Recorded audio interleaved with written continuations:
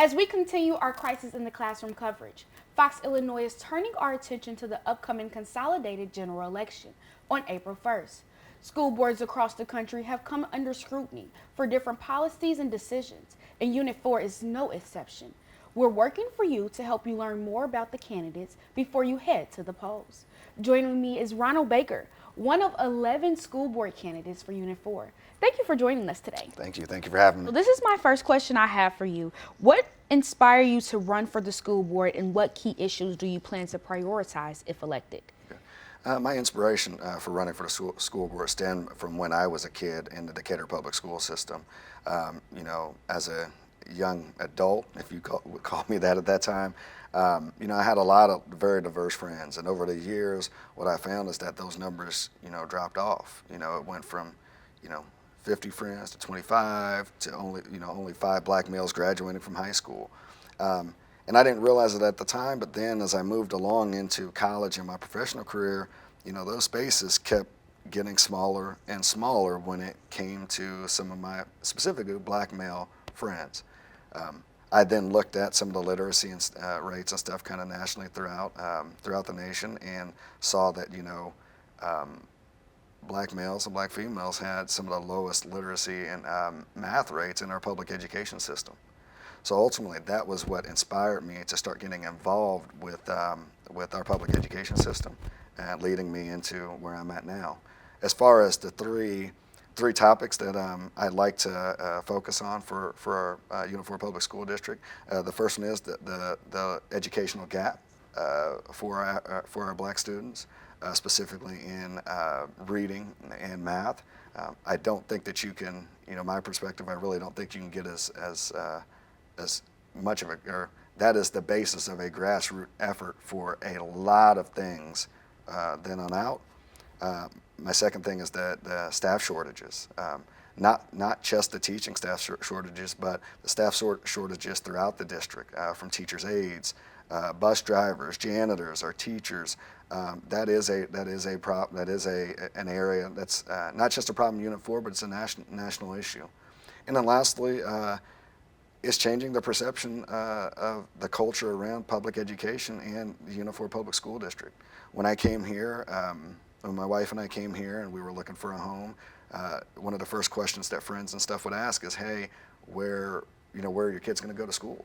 And a lot of times, before I can get my answer out, the narrative was, "Oh, you need to go to the private schools, or you need to go to Muhammad and Monticello," and that's not where I want my kids educated. I believe in our public education system, and I'm here to support it. How do you plan to improve communication and transparency between the board, parents, teachers, and students? I think the first thing I like to do is really to understand my role as a school board member.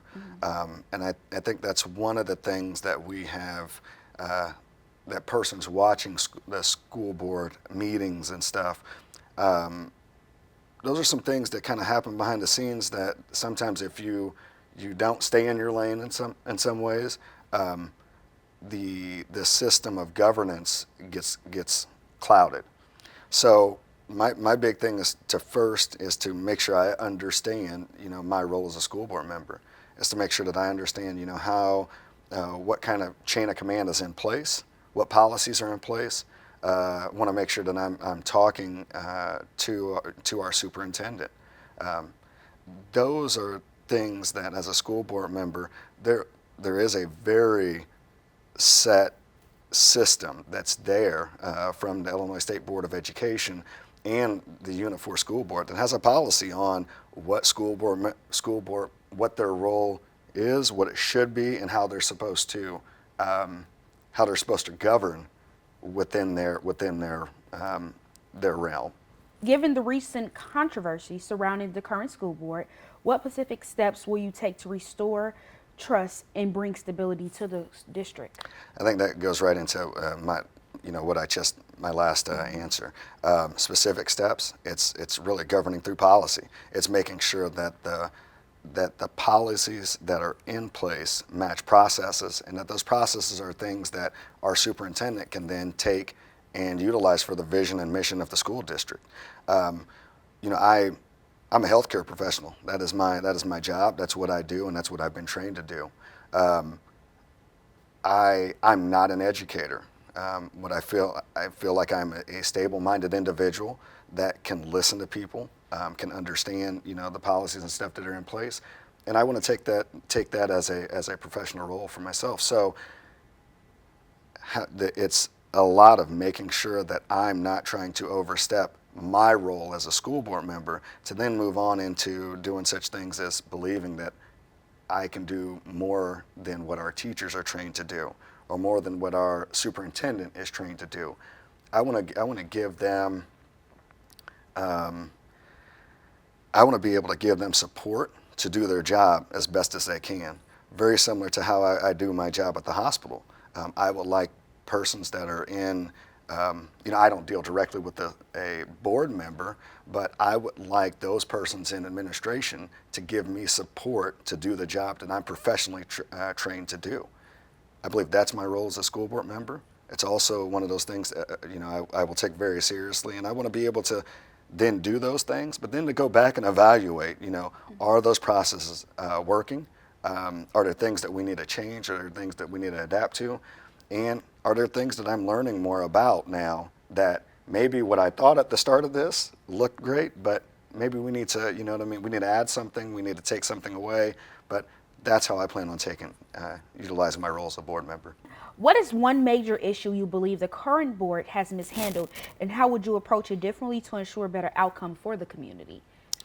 I think, that's a tough question. Because mismanaged, I would say honestly that I think board members have mismanaged their individual roles of being a school board member. So I think, and not respecting the other members that are within the board itself, and not respecting the one employee that the school board member is responsible for. So, as far as mismanagement, it goes back to what I said before. I don't want to be elected to the school board, nor do you or the community want me to go onto the school board to be the superintendent or to be the teacher. That's not what I'm trained to do. That's not what I'm here to do. I'm here to take my job as a school board member very seriously, and to respect the processes, and to respect my other what it would be it'd be myself and the other 6 board members.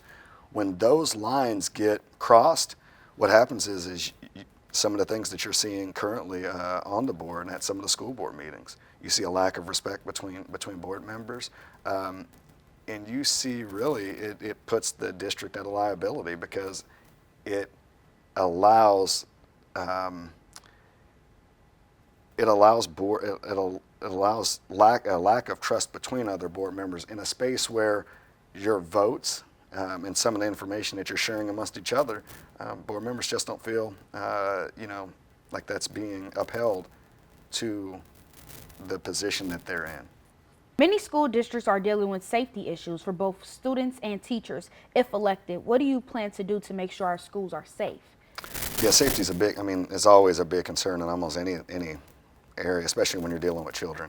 I think the first part is to make sure I'm listening to the teachers and the superintendent and her staff to see what kind of issues are going on in the schools and what are the priorities. Is it that teachers don't feel safe in the classroom? Is it that there's too many students in the class? And there's a lot of things there that what does safety mean and what is the priority? But then it isn't what it's not. My job isn't then to go into the schools and to become the safety officer, like to govern through the policy. So are there things there? I believe one of the issues coming up is going to be some of the contract negotiations. It's going to be to make sure that teachers have what they feel, to prioritize teachers and what they feel like they need to be safe in the classrooms. It's also with some of the CESP, which is the support staff, to make sure that we're listening to them as board members and that we are giving them what they need to feel safe in the classroom.